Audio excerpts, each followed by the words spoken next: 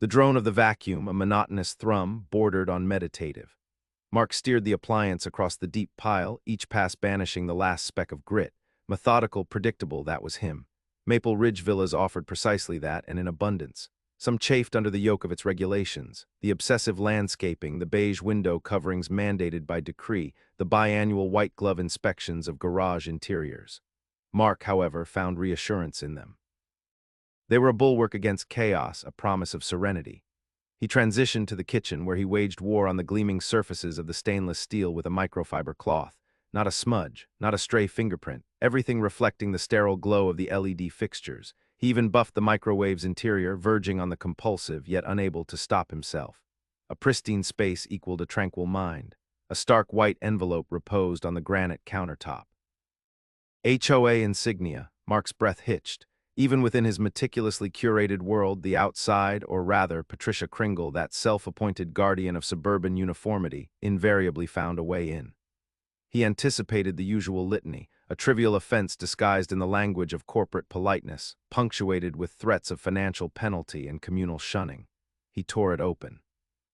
"Dear Mr. Olson," it began, "the board has observed a certain unruly quality in the floral display upon your balcony. While we acknowledge your gardening endeavors, allow us to gently remind you that all flora must adhere to the prescribed color scheme, Pantone 161349 TPX, desert sand, and observe a strict vertical limit of 12 inches. Your prompt attention to this matter is expected." Desert sand, seriously. Mark's gaze drifted to his petunias, a defiant explosion of fuchsia and violet, overgrown perhaps, yet undeniably joyous, a vibrant counterpoint to the surrounding drabness. He crushed the missive in his fist, then smoothed the wrinkles and deposited it in the recycling bin. He would prune them, he always did, it simply wasn't worth the fight. His eyes flicked to the digital display on the microwave. 3:17 p.m. Sasha would arrive within hours. The thought sparked a cocktail of anticipation and trepidation within him. Sasha was a deviation from the norm. Where he sought order, she embraced freedom. Where he saw laws, she saw guidelines. Maple Ridge Villas teetered on the precipice of an existential crisis. He envisioned her reaction to the beige blinds, the picture frames hung with laser-level precision, the rigorously sculpted rose bushes lining the path. She'd likely burst into laughter, or paint them chartreuse, perhaps both. A smile played on his lips. He adored her unscripted nature, her opposition to conformity. It was a refreshing contrast to his inherent caution. Yet how would she navigate the minefield that was Maple Ridge? He could almost see Patricia Kringle's pursed lips and narrowed eyes as Sasha, a kaleidoscope of color and a rebel against tradition, sauntered past. A collision course seemed inevitable. He seized a feather duster and whisked it across shelves that were already devoid of dust. Anxiety gnawed at him, not only about Sasha's reaction but the HOA's response. They possessed an uncanny knack for making existence miserable for those who dared to color outside the lines. He conjured images of the ceaseless stream of violation notices, the veiled and not-so-veiled acts of aggression. He would shield her, of course. He always did.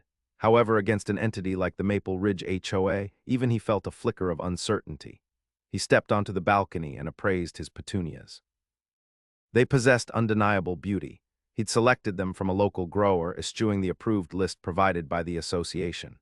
He'd craved something unique, a subtle expression of his buried self. Another sigh escaped his lips. He knew what duty demanded. He fetched pruning shears from the storage unit. As he commenced trimming the vibrant blooms, a wave of indignation washed over him. He was bowing to their will, relinquishing a piece of his identity to preserve tranquility, yet it was essential. For Sasha, for them. He arranged the liberated blossoms in a glass vase and positioned them on the kitchen table. A hint of vibrancy, even confined. He glanced at the clock once more. The hour drew nigh. He inhaled deeply and moved to the window, watching for her vehicle. This would not be a seamless transition. Sasha was a force of nature, Maple Ridge, a fragile snow globe. The impact was unavoidable. He merely hoped he could manage the ensuing chaos. He hoped they could both weather the storm of welcome to Maple Ridge. The U-Haul, affectionately nicknamed the Beast by Sasha, groaned under the weight of her life. It lumbered into Maple Ridge Villas like a disheveled giant crashing a tea party. Sasha slammed the door, the echo reverberating through the manicured lawns, and grinned. "Home, sweet temporarily home," she announced, her voice carrying a hint of mischief. Mark winced. He caught Mrs. Abernathy, notorious for her meticulous lawn maintenance and even more meticulous eavesdropping, peering from behind her perfectly symmetrical rose bushes. Sasha, oblivious, immediately began unloading. A vibrant, hand-painted tapestry depicting a swirling galaxy was the first thing out, followed by a stack of mismatched vintage suitcases held together with duct tape and sheer willpower. She propped the tapestry against Mark's pristine white garage door. Adds a little pizzazz, don't you think? She asked, tilting her head. Mark ran a hand through his hair. It's definitely pizzazz, but the HOA has rules about decorations. He gestured vaguely. Everything is supposed to be uniform. Sasha's eyebrows shot up. Uniform, like the Stepford Wives. Before Mark could explain the nuances of enforced conformity in Maple Ridge, Sasha wrestled a bright pink flamingo lawn ornament out of the U-Haul. It was followed by a gnome fishing in a miniature ceramic pond.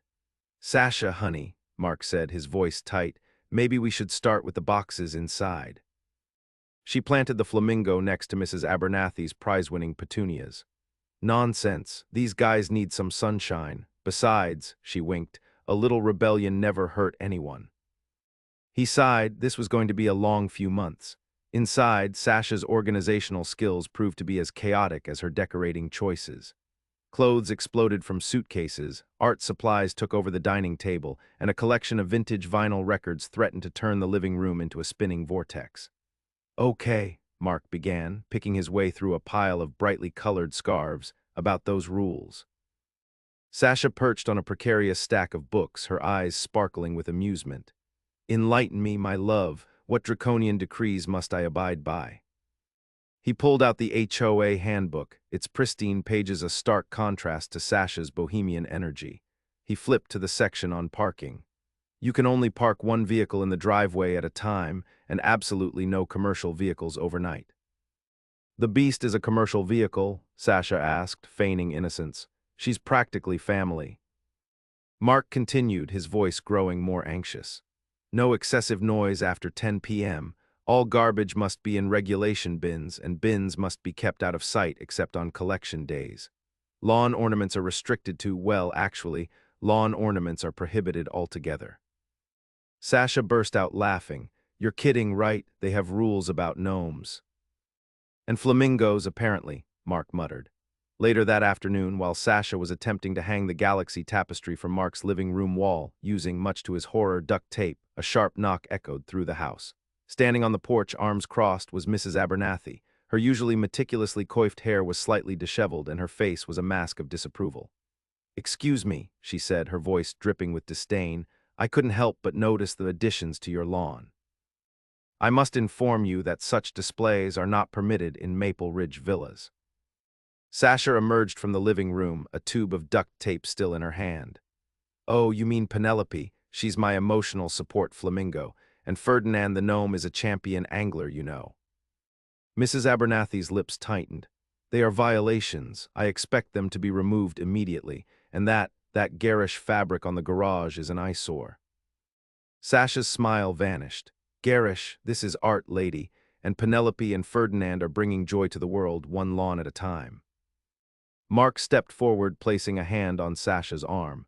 "Mrs. Abernathy, I assure you, will take it into consideration." "Consideration?" Mrs. Abernathy scoffed. "This is not a matter for consideration, it's a matter of compliance." She turned on her heel and marched back to her perfectly manicured lawn, leaving Mark to face Sasha's simmering indignation. "Compliance," Sasha repeated, her voice dangerously low. "I'll show her compliance." She glanced at the remaining boxes in the U-Haul, a mischievous glint returning to her eyes. "I wonder if they have any rules about inflatable dinosaurs." The doorbell offered a delicate chime, a sound almost apologetic given the figure standing sentinel on the porch. Patricia Kringle, her platinum hair lacquered into a perfect helmet, gleamed beneath the sunlight as she presented a stiff official envelope. Her floral suit, an ensemble that whispered of ladies' luncheons and unchallenged power, did little to soften the unforgiving line of her mouth. "Mark Olson," she inquired, her tone a carefully measured cocktail of sweetness and iron. Mark pulled from assembling a bookshelf, swiped at his hands on his jeans before venturing outside. "That's me." Patricia offered the envelope as if it contained a biohazard. "This requires your immediate attention, official HOA correspondence." He accepted the missive, the paper practically buzzing with bureaucratic threat. "What's this regarding?" Her lips thinned into a bloodless approximation of a smile. It concerns your house guest. The word house guest dripped with thinly veiled disdain. Miss Petrova. Mark's gut clenched. He hadn't even broached the subject of Sasha's extended visit with the HOA. How could they have known? Maple Ridge Villas was starting to feel less like a sanctuary, more like a gilded cage. He ripped open the envelope. A single sheet, emblazoned with the Maple Ridge Villas crest, itemized the alleged violation: unregistered long-term occupant. His gaze darted down to the truly galling part, highlighted in fluorescent yellow. $842 non-owner residency surcharge. What is this supposed to mean? He stammered, the words catching in his throat. He scanned the document again, desperate to find he'd somehow misread the exorbitant amount. This is madness. Patricia remained unmoved, her gaze fixed on a lone dandelion brazenly sprouting near his meticulously edged lawn. The revised bylaws clearly stipulate that any non-owner residing within a unit for longer than 14 consecutive days is subject to said surcharge. Revised, that's preposterous. Sasha's between leases. She's not residing here, she's visiting. And even if she were $842, that's highway robbery. Mark's voice amplified, the affable mask he usually wore fracturing under pressure. He felt heat prickle his neck. Patricia's smile broadened, a glint of anticipation in her eyes. She seemed to revel in his discomfort. Ignorance is no defense, Mr. Olson. The surcharge offsets the burden on communal amenities, augmented security, and naturally, the increased demands on our waste disposal infrastructure. Burden, she's a single person. She exists and disposes of coffee grounds. This is daylight robbery. He brandished the letter, the flimsy paper trembling in his grip. Rest assured, Patricia stated, her voice laced with condescension, the surcharge is entirely justified. Failure to remit payment within 10 business days will incur a $50 late fee, escalating fines thereafter, and ultimately a lien against your property. We may also pursue legal remedies, should the situation warrant. Mark stared at her, disbelief wrestling with growing anger. He'd always valued reason, adhered to the rules. But this transgressed all bounds of decency. You can't possibly be serious. This is illegal. Patricia canted her head, her eyes gleaming like polished stone. The Maple Ridge Villas Homeowners Association upholds its duties with utmost diligence, Mr. Olson. We endeavor to maintain premier property values and communal accord. Your guest threatens both. She glanced pointedly at Sasha's azure bicycle propped against the house as if it were an eyesore. Accord? You dare call this harmony? You're extorting money from homeowners under the pretense of community standards. Mark felt his composure fraying. He clenched his fists, fighting the impulse to crumple the letter and stuff it down Patricia's throat. Consider this a charitable reminder, Mr. Olson, Patricia murmured, her voice a low, ominous rumble. Adherence is strongly encouraged. She spun on her heel, her floral skirt swirling, and marched back to her spotless HOA-approved vehicle. The engine roared to life, the sound amplifying the sudden, heavy silence of Maple Ridge Villas. Mark stood on his porch, the letter clutched tight, a silent scream simmering within. He glanced at Sasha's bicycle, a vibrant splash of color against the monotonous backdrop, and a fierce protectiveness flooded him. He wouldn't let Patricia Kringle, the self-proclaimed guardian of suburban homogeneity, intimidate them. This wasn't simply about money, it was something far more profound. It was about autonomy, about justice, about resisting the tyranny of the HOA. And Mark Olson, typically the most agreeable of neighbors, was prepared for battle. The HOA meeting felt less like civic engagement and more like a gladiator pit, Mark entering unarmed. He'd prepped his case, the bylaws practically etched into his brain, even practicing Zen-like calm when faced with bureaucratic idiocy. Sasha's presence offered a silent promise of support as they entered the blandly decorated community room. Patricia Kringle, enthroned on the dais like an imperious monarch, scanned the attendees with thinly disguised contempt. Her silver bouffant gleamed under the fluorescent lights, and her mouth formed a perpetual downward curve. "Mr. Olson," she announced, her tone laced with disdain, "you wish to address the board regarding the non-resident fee." Mark rose, feeling the warmth of Sasha's hand. "Indeed, I submit that applying this fee to Sasha's temporary stay is unjustified, a clear distortion of the regulations." He presented his argument crisply, pointing to the clause regarding permanent domicile and emphasizing Sasha's interim status. Patricia listened, her head cocked, a smirk dancing on her lips. Finished, she formed a steeple with her hands. "Mr. Olson, the board has weighed your perspective. However, the wording remains explicit." Any occupant residing within Maple Ridge Villas for over 14 days incurs the fee. Regardless of duration, occupancy constitutes occupancy. But that's preposterous, Mark countered, his carefully cultivated composure fraying. She's not leasing, she's not a renter, she's lodging with me during her housing search. Another board member, a rotund fellow perpetually etched with worry lines, cleared his throat nervously. Mr. Olson, we sympathize with your annoyance, but we must adhere to the letter of the law. Whose law? Mark retorted, his voice escalating. Regulations seemingly bent at will to favor whom exactly? Patricia's smile vanished like mist. Mr. Olson, I will not tolerate accusations of malfeasance. This board operates with complete transparency and probity. Transparency, probity, Mark scoffed. This smacks of extortion. Patricia's gavel slammed down. Enough, the matter stands rejected. Next on the docket, she moved on, a glacial mask replacing her features. The other board members avoided his gaze, rustling papers and murmuring amongst themselves. Defeated, fury simmering within, Mark sank back into his chair, Sasha's grip offering a small anchor. That night, Mark transformed into a scholar of Maple Ridge Villas.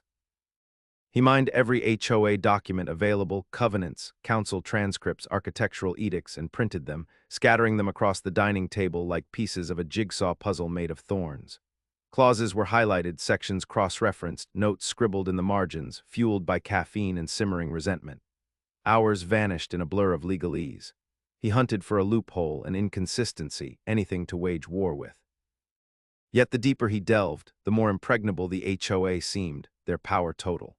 The following day, desperation propelled him to Harold Perkins. Harold, 2 doors down, was notorious for his manicured lawn and rigid adherence to every HOA dictate, however absurd. He was the last person Mark imagined as an ally, but local lore held that Harold knew every whisper within Maple Ridge Villas. Harold, a diminutive, sparrow-like man behind thick lenses, answered with a tentative smile. Mark, isn't it? What brings you here? Mark detailed his ordeal, carefully omitting the cockroach incident. Harold listened intently, nodding occasionally, his gaze flickering nervously towards the pristine porcelain figurines adorning his shelves. Patricia Kringle, you say? Harold finally responded, his voice a barely audible murmur. Yes, well, she's dedicated, some might suggest zealous.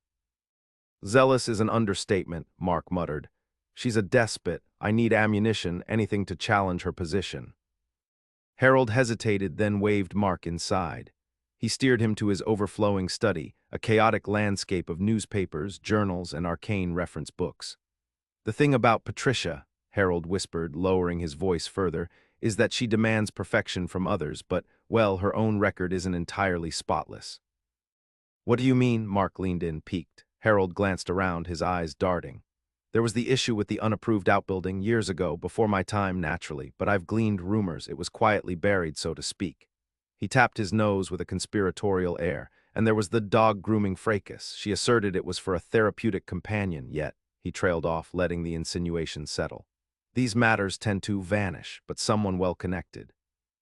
Someone knowing where to search, Harold winked, an oddly unsettling gesture, might uncover something intriguing.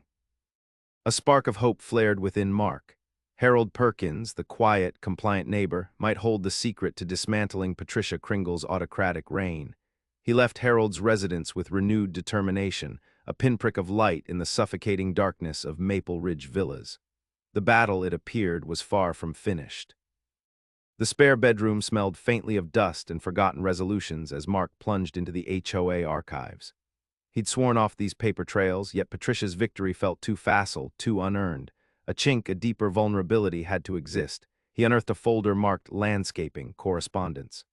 The initial emails were bland, commonplace requests for shrubbery maintenance, garden flora preferences, but a shift occurred as he dug further. Subject: unacceptable pruning, one email blared, the words underlined for emphasis.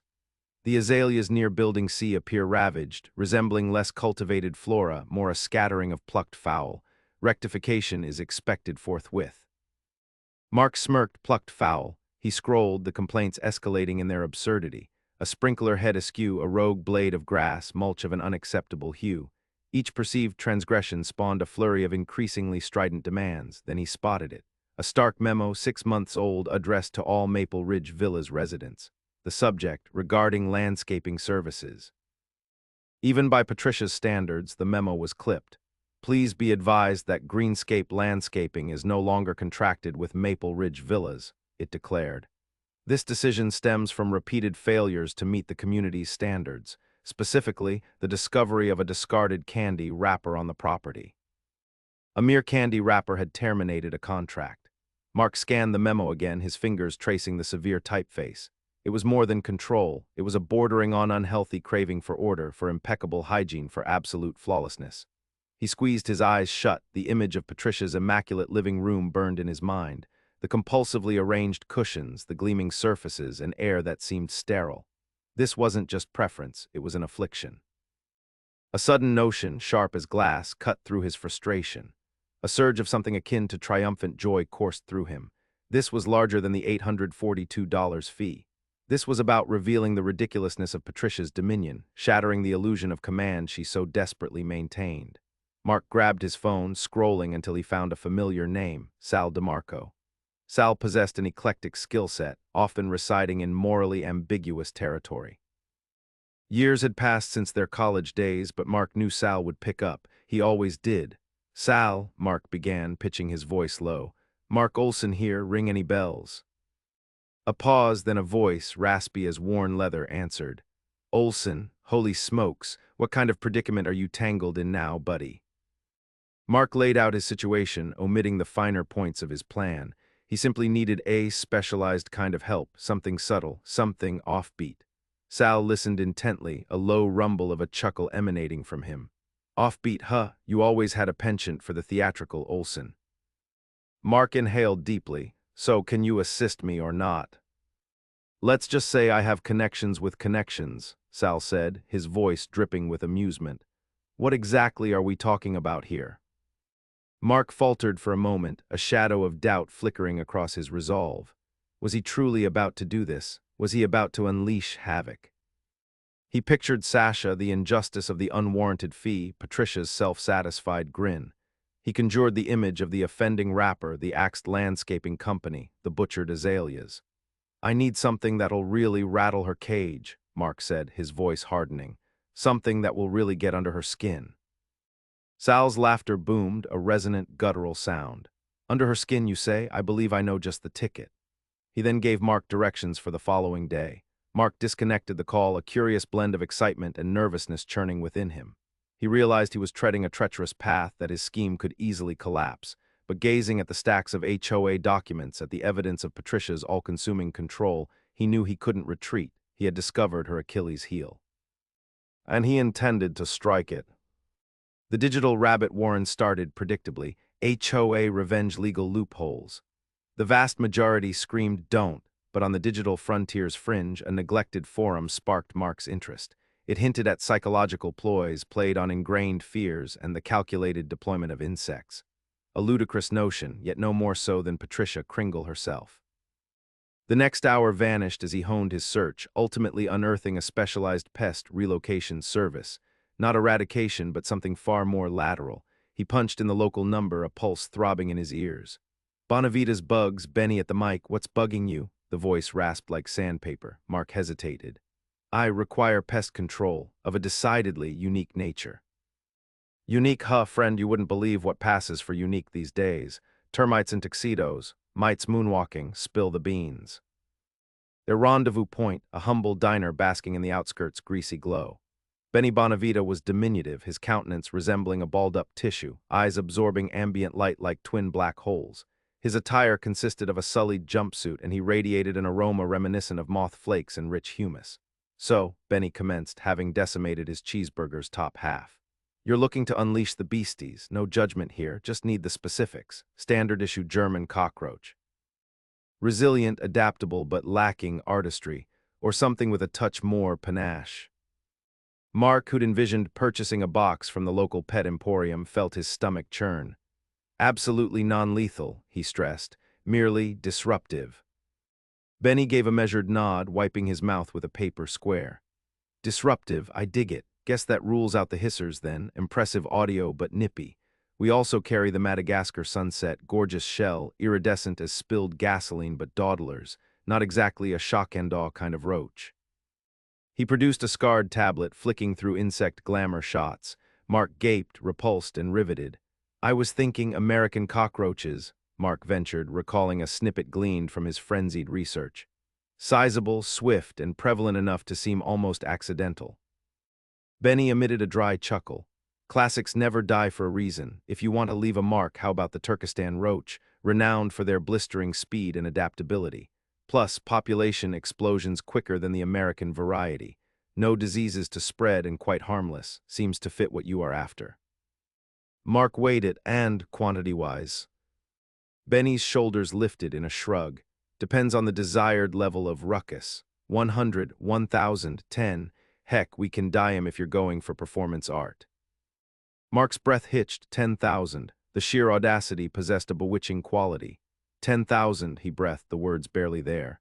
10,000 it is. Now the logistics. This ain't pizza delivery. These guys are Houdinis. We require a strategy. Location, point of ingress, timing. The ensuing hour blurred as they scrutinized a satellite view of Patricia's residence, Benny charting routes with a grimy digit. They dissected ventilation systems, covert hiding spots, and pinpointed optimum chaos-inducing moments. Benny insisted on a benign dispersal agent, a tailored pheromone cocktail to coax the roaches without compromising the ecosystem. The recited cost pinched Mark financially, but he knew he was committed. The matter transcended mere finance now. It had evolved into a matter of principle, a gesture against the tyrannical and an ode to absurdity. Back in his apartment, nervous energy fizzed through him like static. He re-examined his accoutrements, the typed note bereft of identifying characteristics, the duct tape to affix it, the compact GPS transponder Benny supplied, pre-configured with Patricia's coordinates. He conjured the tableau, Patricia, returning from her HOA social, anticipating domestic tranquility, instead confronting a chitinous cataclysm. He comprehended the madness of it, its probable illegality or at minimum some HOA infraction buried in the fine print. Yet, envisioning Patricia Kringle's visage upon witnessing the swarm, a faint, subversive smile spread across his face. He was ready to unleash hell. Mark checked his watch for the 10th time in as many minutes. 7:17 p.m. The Maple Ridge Villa's HOA mixer at the clubhouse started at 7 sharp, and Patricia, bless her bureaucratic heart, never missed an opportunity to lord over the community. He pictured her now, a tight smile plastered on her face, holding court amongst the other zealots, discussing the proper shade of beige for the upcoming mailbox repaint. He dialed Bugsy. "Operation Occupancy Penalty is a go." "She's at the mixer, confirmed by Mrs. Henderson next door." A low chuckle rumbled through the phone. "Occupancy penalty, I like that. Gives it a real professional ring. On my way." Mark paced the small patio, the humid evening air thick with the scent of jasmine and nervous anticipation. He'd spent the last few weeks vacillating between righteous anger and cold dread. What was he doing? He was a homeowner, a responsible member of the community, not some bug bomber. But then he remembered Patricia's smug face, her veiled threats, and the audacity of that bogus fee. The dread receded, replaced by a grim determination. Bugsy's battered pickup truck rumbled into the parking lot 15 minutes later. Bugsy, a man built like a fire hydrant and smelling faintly of mothballs, hopped out, a lopsided grin plastered on his face. He carried a large, nondescript duffel bag. "Ready to unleash some chaos, Marky boy?" Bugsy asked, his eyes twinkling with mischief. Mark swallowed hard. "Ready as I'll ever be." Getting into Patricia's apartment was surprisingly easy. Mark had accidentally seen Patricia enter her code into the keypad once. Bugsy picked the lock in under 10 seconds anyway, just to be safe. The air inside Patricia's apartment was sterile, almost suffocatingly clean. Everything was meticulously arranged, perfectly symmetrical. The furniture gleamed, the carpets were spotless, and the air hung heavy with the cloying scent of lemon disinfectant. It was, in short, the perfect environment for maximum cockroach impact. "Jesus," Bugsy whispered, surveying the scene with a mixture of awe and morbid amusement. "This place is cleaner than my operating table." He unzipped the duffel bag with a flourish. Inside, nestled amongst shredded newspaper, were clear plastic containers filled with life. Thousands of them scurrying, antennae twitching, a silent, brown mass of potential pandemonium. "All right, maestro," Bugsy said, handing Mark one of the containers. "Let's conduct this symphony of six-legged fury." Mark took a deep breath, popped the lid, and tilted the container. The cockroaches poured out, a living river flowing onto Patricia's pristine white carpet. They dispersed quickly, disappearing into the shadows beneath the sofa, behind the meticulously arranged throw pillows under the edges of the expensive Persian rug. Bugsy released his share with similar gusto, chuckling as the bugs explored their new, albeit temporary, habitat. The sound was unsettling, a soft, rustling chorus of tiny legs. "Now for the piece de resistance," Mark said, pulling a folded piece of paper from his pocket and a roll of duct tape. He unfolded the paper, revealing the message, carefully printed in block letters: "Consider this your first non-owner occupancy penalty." He found a spot on the freshly painted wall, right above Patricia's prized collection of porcelain cats, and taped the note firmly in place. The stark black letters seemed to scream against the pristine white. Bugsy clapped him on the back. "Perfect. Let's get out of here before the lady of the house returns to her kingdom." They slipped out of the apartment as silently as they had entered, leaving behind a silent, crawling revolution. As they drove away, Mark couldn't help but feel a surge of exhilaration mixed with a healthy dose of apprehension. He had crossed a line, that was certain. But as he pictured Patricia's face when she discovered the unwelcome guests, he couldn't suppress a small, triumphant smile. The war for Maple Ridge Villas had begun. Patricia Kringle fumbled with her keys, the locks click a meager consolation after enduring the HOA's latest social ordeal. The familiar welcome of lavender and lemon was missing, replaced by a sharp chemical tang that made her wrinkle her nose. She flicked on the light. A shriek tore from her vocal cords, involuntary and raw, before her mind could fully grasp the tableau before her. The sound belonged to darkest fears, to celluloid nightmares. Her living room, once a haven of serene order and tasteful neutrals, seethed with cockroaches. They were legion. The pristine walls crawled, the cream sofa disappeared beneath a living blanket, and the antique chandelier dripped with them like a grotesque, chitinous fountain. A note affixed to the wall with what appeared to be her own meticulously applied tape intensified the gut-wrenching revulsion. Patricia reeled, hands clamped over her mouth, a choked whimper escaping. Air wouldn't fill her lungs, thought became impossible. Only the relentless, scurrying mass consumed her vision. The room spun. She grabbed the doorframe for purchase, bile rising in her throat. She fled, gasping for clean air, manicured nails scoring the stucco. Several ragged breaths later, a shard of reason pierced the panic. The police. Of course, the police. The dispatcher's voice, a calm harbor in her storm, offered a jarring contrast to the chaos consuming Patricia. She stammered, relaying the invasion. The sheer impossible scale, the note. "Ma'am, are you suggesting someone deliberately released these insects into your residence?" A note of incredulity edged the dispatcher's tone. "Yes, absolutely, it's malicious destruction, vandalism, possibly a terroristic act." Patricia's voice cracked, the final word echoing in the encroaching twilight. A beat of silence hung in the air. "Ma'am, while we sympathize with your distress, pest infestations are typically a civil matter. We recommend contacting a certified exterminator." "But the message, it's menacing, it's—" Patricia floundered, her carefully curated reality fracturing around her. "Absent a direct threat of violence, ma'am, our hands are tied. I can furnish you with a roster of local pest control services, however." The line disconnected. Patricia numbly regarded the phone, a glacial dread solidifying in her stomach.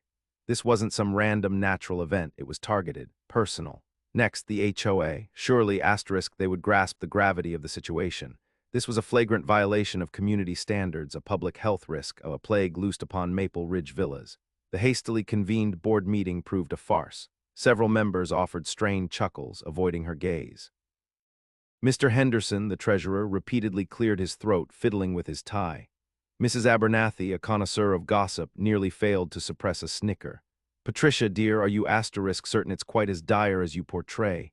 Mrs. Abernathy finally inquired, eyes glinting with macabre curiosity. "Perhaps a touch of embellishment." Patricia felt heat flood her face. "Embellishment? I can scarcely traverse my own living room. There in the curtains, nesting in the asterisk cutlery asterisk. It's an unimaginable horror." Mr. Henderson coughed again, more forcefully. "Well, you see, Patricia, the bylaws expressly stipulate that pest control is the homeowner's responsibility. We're unable to, well, we can't really intervene." The meeting dissolved with noncommittal murmurs about looking into it, leaving Patricia stranded in the community center, the lingering sounds of polite coughs and poorly concealed amusement mocking her. As she trudged back toward her defiled home, demoralized and humiliated, she noticed Harold Perkins tending his petunias across the street. He straightened, an unsettling expression on his face. It wasn't sympathy. It wasn't concern. It was bordering on a smile. He tipped his baseball cap in a silent, unsettling salute, then vanished indoors. Patricia recoiled. She imagined a phantom itch, the sensation of countless tiny legs crawling on her and clawed at her arm. Maple Ridge Villas had become a battleground, and she stood alone on the front lines.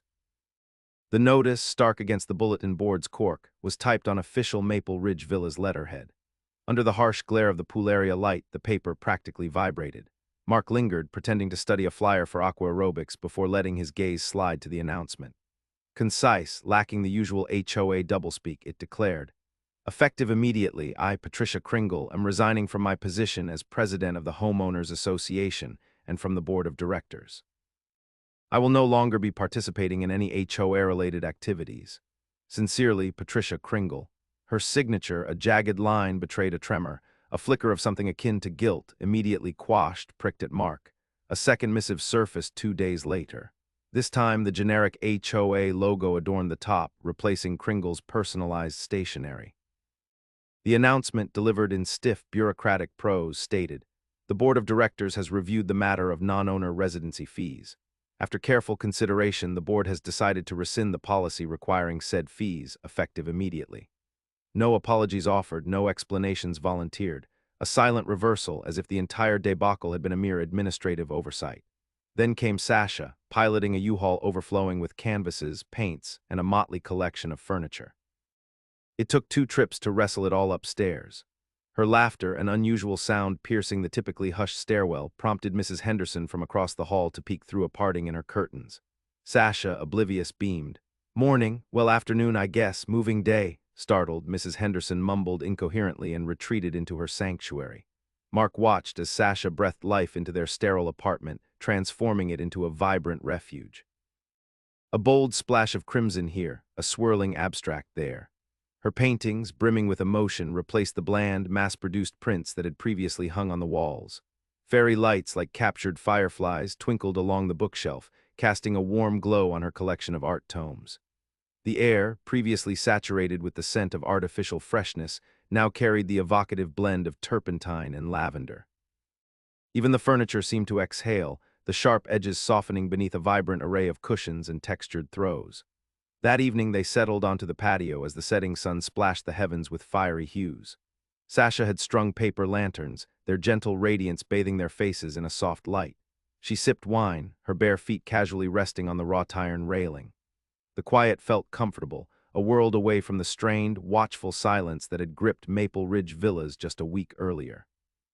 "This feels different," Sasha murmured, disrupting the stillness. "Lighter." Mark agreed with a nod. "It is." He recounted the saga from the initial decree to the cockroach escapade, carefully editing out the most unpleasant details. He watched her reaction, bracing for shock or disapproval. Instead, amusement bloomed across her face. "You unleashed a cockroach army?" she questioned, her eyes dancing with delight. "Professionally unleashed," Mark corrected, a flush rising on his neck. "And non-lethal, just disruptive." Sasha laughed, a melodious sound that drifted into the balmy air. "You're amazing, Mark. Utterly insane, but amazing."